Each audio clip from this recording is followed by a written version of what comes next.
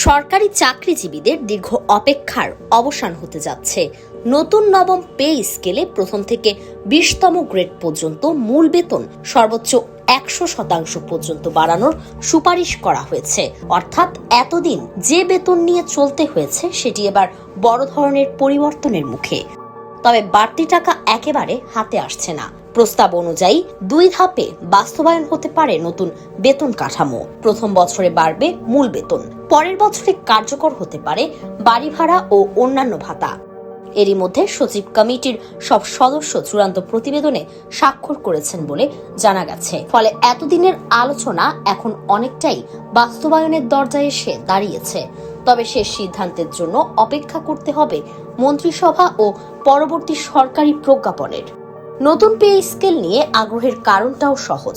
প্রায় 11 বছর ধরে সরকারি চাকরিজীবীরা একই বেতন কাঠামোর মধ্যে আছেন। এই সময়ে বাজার দর বেড়েছে বাস ভাড়া, খাবার, চিকিৎসা ও সন্তানের পড়াশোনার খরচ।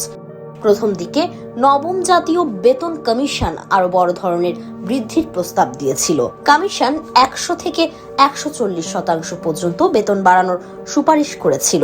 সর্বনিম্ন মূল বেতন 8,250 টাকা থেকে বাড়িয়ে 20,000 টাকা এবং সর্বোচ্চ 78,000 থেকে 1,60,000 টাকা করার প্রস্তাবও ছিল। পরে সেই সুপারিশ পর্যালোচনার জন্য 10 সদস্যের সচিব কমিটি গঠন করা হয়। কয়েক দফা বৈঠকের পর মূল বেতন সর্বোচ্চ 100% পর্যন্ত বাড়ানোর প্রস্তাব সামনে আসে।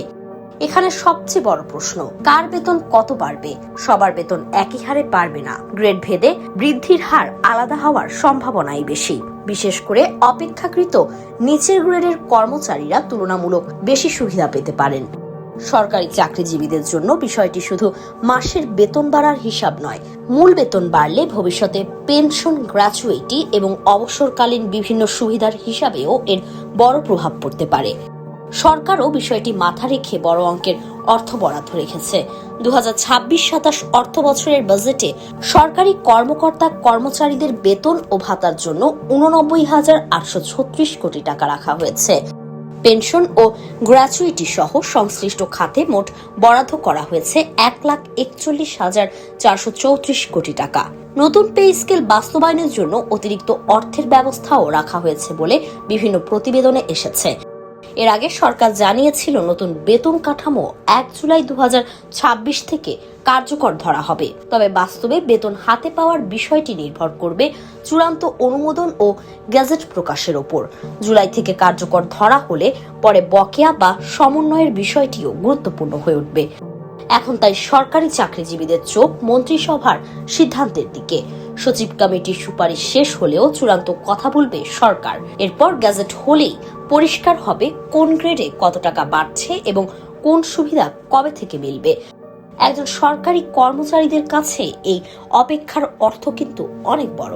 মাসের শেষে হাতে থাকা কয়েক হাজার টাকা বাড়তি মানে সন্তানের স্কুল খরচ, বাসা ভাড়া কিংবা বাজারের চাপ কিছুটা কমে যাওয়া।